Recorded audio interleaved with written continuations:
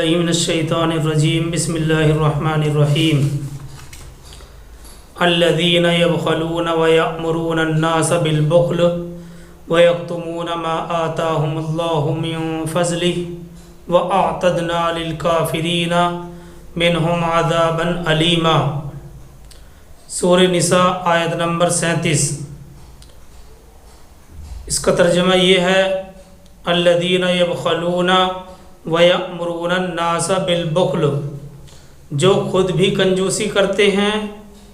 اور دوسرے لوگوں کو بھی بخل کا مشورہ دیتے ہیں اور چھپاتے ہیں اس کو، وَيَكْتُمُونَ مَا آتَاهُمُ اللَّهُ مِن فَضْلِهِ، اور چھپاتے ہیں اس کو جو اللہ نے انہیں اپنے فضل سے دیا ہے۔ وَأَعْتَدْنَا لِلْكَافِرِينَ عذابا مہینا، اور ایسے ناشکروں کے لیے ہم نے بڑی توہین والا عذاب تیار کر رکھا ہے۔ جو لوگ خود بھی کنجوسی کرتے ہیں اور دوسرے لوگوں کو بھی کنجوسی کا مشورہ دیتے ہیں اور چھپاتے ہیں اس کو جو اللہ نے انہیں اپنے فضل سے دیا ہے، اور ایسے ناشکروں کے لیے ہم نے بڑی توہین والا عذاب تیار کر رکھا ہے۔ یہ سورہ نساء آیت نمبر 37 ہے۔ دیکھیے، اگر ہم اس آیت کا تعلق اوپر سے مانتے ہیں، پہلے والی آیت سے اس آیت کا تعلق مانتے ہیں، تو اس وقت اس کا مطلب یہ ہے کہ جن لوگوں میں شیخی اور عقل ہوتی ہے پھر وہ کنجوس بھی ہوتے ہیں، کیونکہ غرور اور تکبر عام طور پر دولت کی بنا پر ہوتا ہے۔ انہیں معلوم ہے کہ ہمارے پاس جو کچھ دولت ہے اگر یہ خرچ ہو گئی تو ہماری حیثیت نہیں رہے گی، لوگوں کی نظروں میں ہماری عزت گھٹ جائے گی، لہٰذا وہ اپنا مال خرچ کرنے میں کنجوسی سے کام لیتے ہیں۔ ان پر اس بات پر انہیں یہ بھی اندیشہ ہوتا ہے کہ لوگ ہمیں ملامت کریں گے کہ تم بڑے بخیل ہو، بڑے کنجوس ہو، چنانچہ وہ خود لوگوں کو اس طرح کے مشورے دینے لگتے ہیں کہ اس طرح خرچ نہ کیا کرو، عقل سے کام لو، کچھ نہ کچھ بچا کے بھی رکھا کرو تاکہ آڑے وقت میں کام آئے۔ اسی طرح وہ لوگوں کو بھی کنجوسی ہی کا مشورہ دیتے ہیں۔ دیکھیے، اس سے یہ مطلب نہیں سمجھنا چاہیے کہ ہمیں بچا کر رکھنے میں ہمارے لیے وعید ہے، بلکہ وہ مسئلہ الگ ہے، یہ کنجوسی سے متعلق ہے۔ تو یہ مطلب آیت کریمہ کا اس وقت ہوتا ہے جب کہ ہم اس آیت کا تعلق اوپر والی آیت سے مانیں، یعنی آیت نمبر 36 سے مانیں، تو اس کا تعلق یہ ہوگا، اس کا مطلب یہ ہوگا کہ جن لوگوں میں شیخی اور عقل ہوتی ہے پھر وہ کنجوس بھی ہوتے ہیں، کیونکہ غرور اور تکبر عام طور پر دولت کی بنا پر ہوتا ہے۔ انہیں معلوم ہے کہ ہمارے پاس جو کچھ دولت ہے اگر خرچ ہو گئی تو ہماری حیثیت باقی نہیں رہے گی، لوگوں کی نظروں میں ہماری عزت گھٹ جائے گی، لہٰذا وہ اپنا مال خرچ کرنے میں کنجوسی سے کام لیتے ہیں۔ اس پر انہیں یہ بھی اندیشہ ہوتا ہے کہ بھئی لوگ ہمیں ملامت کریں گے کہ تم تو بڑے ہی کنجوس ہو، تو وہ خود لوگوں کو اس طرح کے مشورے دینے لگتے ہیں کہ بھئی خرچ نہ کیا کرو، عقل سے کام لو، کچھ نہ کچھ بچا کر رکھا کرو تاکہ آڑے وقت میں کام آئے۔ اس طرح وہ لوگوں کو بھی کنجوسی کا مشورہ دیتے ہیں۔ بہرحال اس آیت میں بیان ہے کہ جو لوگ متکبرین ہوتے ہیں وہ حقوق واجبہ میں بھی بخل کرتے ہیں، اپنی ذمہ داریوں کو نہیں سمجھتے اور دوسروں کو بھی اس بری صفت اختیار کرنے کی ترغیب دیتے ہیں۔ دیکھیے، ہم اس آیت میں زیادہ غور کرتے ہیں تو معلوم ہوتا ہے کہ اس آیت کریمہ کے اندر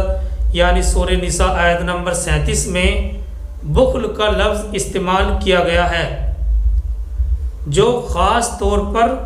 مالی حقوق کے اندر کوتاہی کرنے کے لیے بولا جاتا ہے۔ بخل کا لفظ خاص طور پر مالی حقوق میں کوتاہی کرنے پر بولا جاتا ہے، لیکن آیت کے شان نزول سے معلوم ہوتا ہے کہ یہاں لفظ بخل عام معنی میں استعمال کیا گیا ہے، جو کہ مال کے ساتھ بخل اور علم کے ساتھ بخل دونوں کو شامل ہے، یعنی وہ بخل چاہے مال میں ہو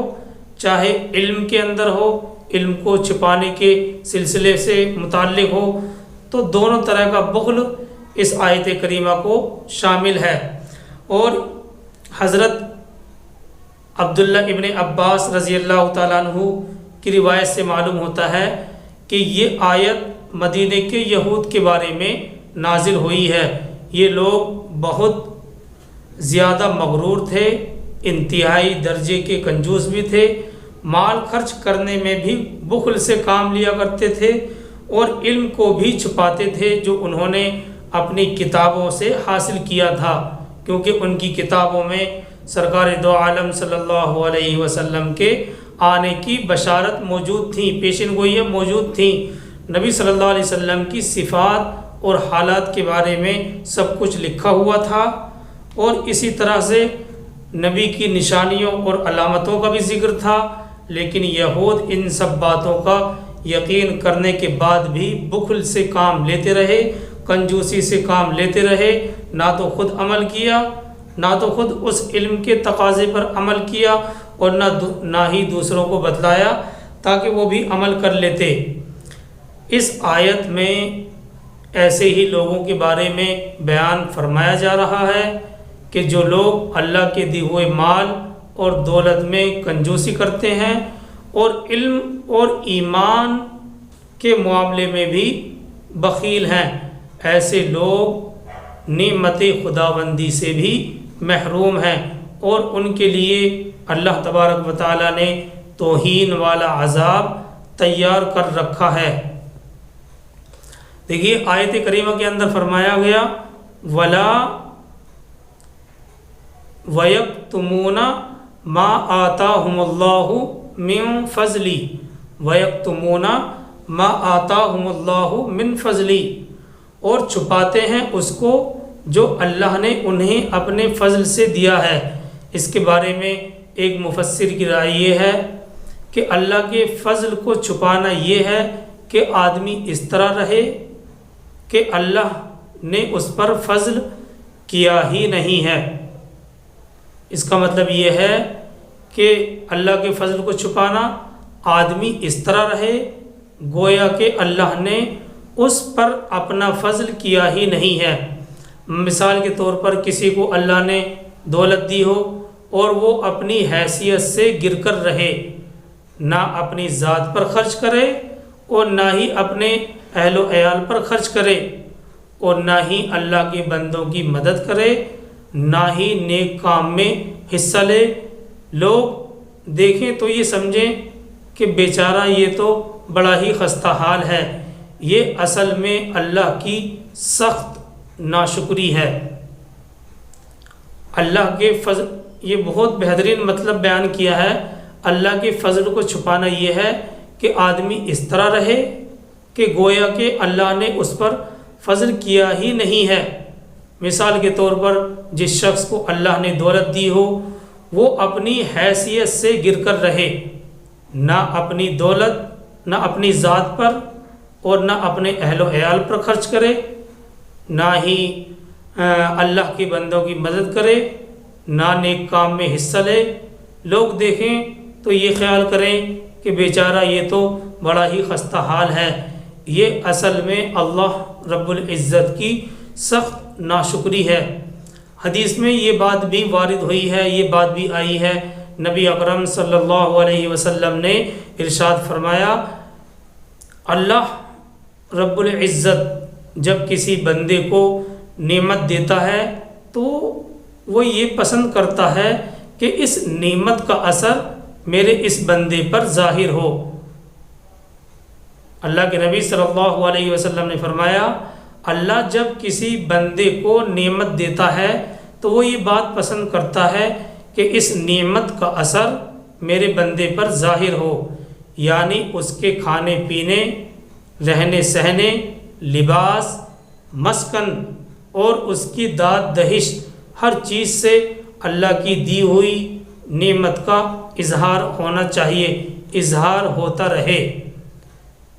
یہ وضاحت ہے، اس حدیث سے معلوم ہوتا ہے کہ جب اللہ کسی بندے کو نعمت دیتا ہے تو یہ بات پسند کرتا ہے کہ میری اس نعمت کا اثر اس بندے پر ظاہر ہو۔ دیکھیے اس جگہ اس آیت کی تفسیر میں سورہ عادیات پارہ نمبر 30، جس کو ہم اپنی نمازوں میں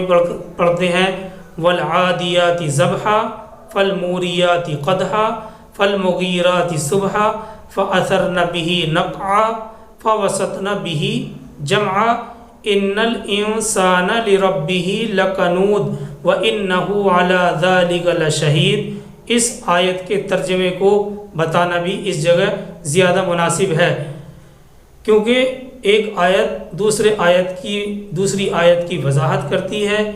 ایک آیت میں دوسری آیت کی تفسیر ہوتی ہے۔ اللہ تعالیٰ فرماتے ہیں، بہت ہی حسین الفاظ ہیں قرآن کریم کی آیت کے، اور انسانیت کو گویا کہ جھنجھوڑنے والے ہیں۔ ان الانسان لربہ لکنود، بے شک آدمی اپنے رب کا بڑا ہی ناشکرا ہے۔ ان الانسان لربہ لکنود، بے شک آدمی، بے شک انسان اپنے رب کا بڑا ہی ناشکرا ہے۔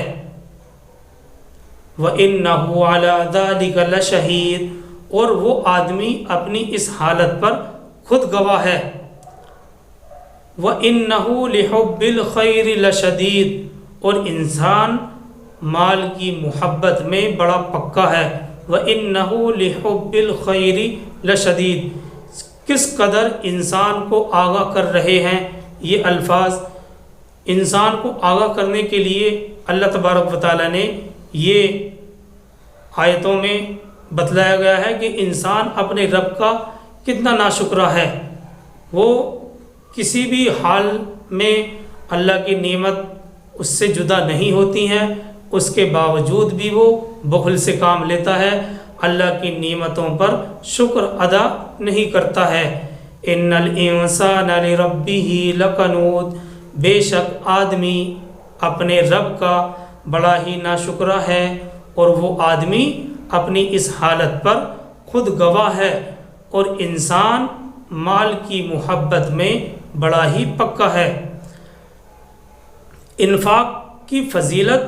اور بخل کی مذمت کے بارے میں بخاری اور مسلم کی حدیث میں ہے، نبی اکرم صلی اللہ علیہ وسلم ارشاد فرماتے ہیں، حضرت ابو ہریرہ رضی اللہ تعالیٰ عنہ سے مروی ہے، ہر صبح کے وقت 2 فرشتے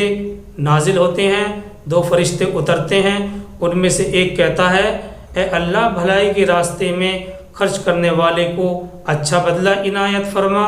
اور دوسرا کہتا ہے بخل کرنے والوں کو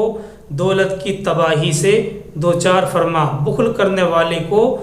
دولت کی تباہی سے دوچار فرما۔ صبح کے وقت 2 فرشتے اترتے ہیں، ان میں سے ایک کہتا ہے، اے اللہ بھلائی کے راستے میں خرچ کرنے والے کو اچھا بدلہ عنایت فرما، اور دوسرا کہتا ہے بخل کرنے والے کو، بخیل کو دولت کی تباہی سے دوچار فرما۔ اور ترمذی کی حدیث میں ہے، حضرت ابو ہریرہ رضی اللہ تعالیٰ عنہ سے ہی مروی ہے یہ بھی حدیث، نبی اکرم صلی اللہ علیہ وسلم نے ارشاد فرمایا، سخی اللہ سے قریب ہے، جنت سے بھی قریب ہے، لوگوں کی نظروں میں بھی وہ پسندیدہ ہے، اور وہ جہنم کی آگ سے بھی دور ہے،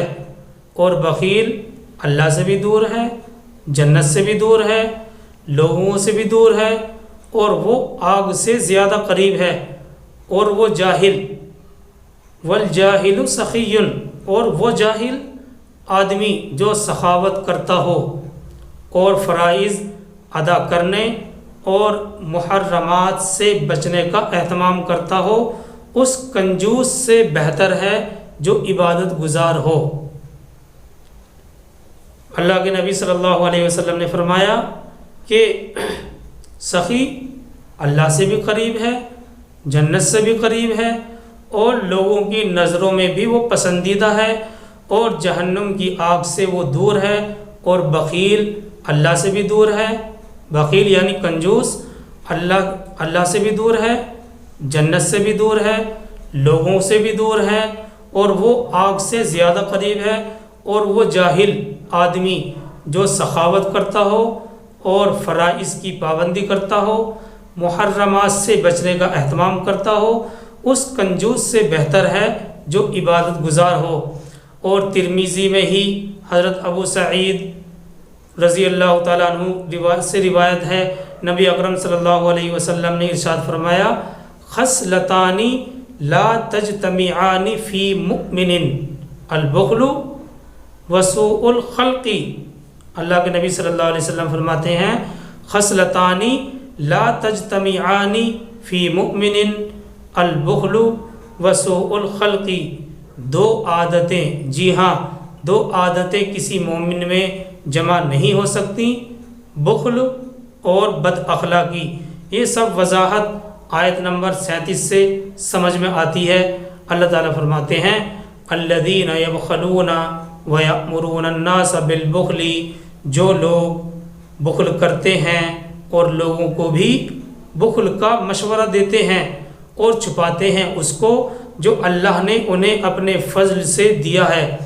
ایسے ناشکروں کے لیے ہم نے توہین والا عذاب تیار کر رکھا ہے۔ آگے چلتے ہیں آیت نمبر 38 کی طرف۔ اللہ تعالیٰ فرماتے ہیں،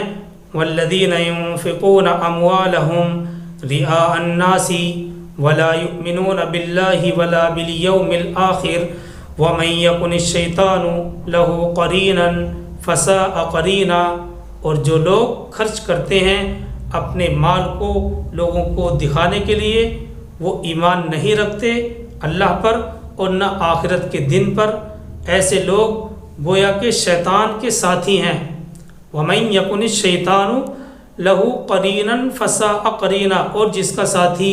شیطان ہو جائے تو وہ بہت ہی برا ساتھی ہے۔ جو لوگ یعنی ایسے لوگ بھی اللہ کو ناپسند ہیں جو اپنے مال خرچ کرتے ہیں لوگوں کو دکھانے کے لیے اور وہ ایمان بھی نہیں رکھتے اللہ پر اور نہ آخرت پر، ایسے لوگ گویا کہ شیطان کے ساتھی ہیں، اور جس کا ساتھی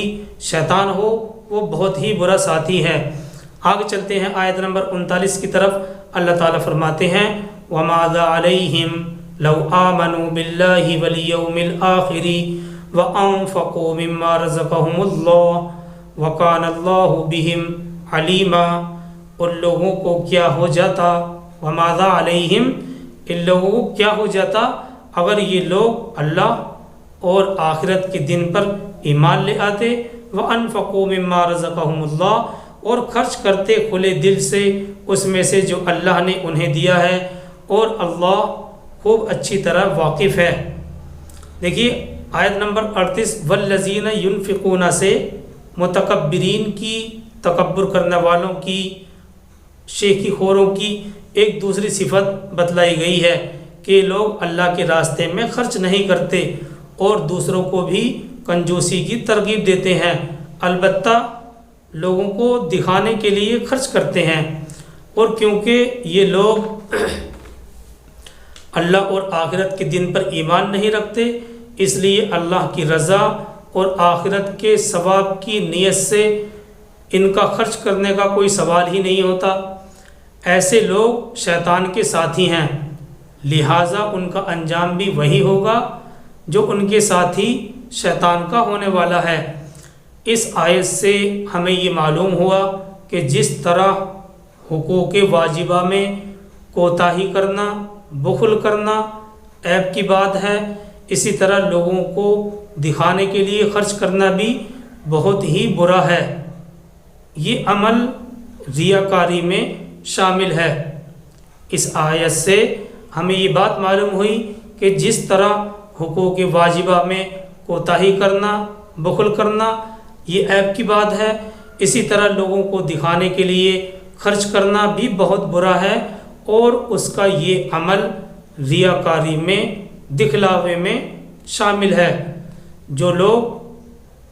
وہ لوگ جو اللہ کو راضی کرنے کے لیے نہیں بلکہ لوگوں کو دکھانے کے لیے نیکی کرتے ہیں، ان کا وہ عمل، ان کی وہ نیکی اللہ کے نزدیک، اللہ کی بارگاہ میں قبول نہیں ہے۔ جو لوگ اللہ کو راضی کرنے کے لیے نہیں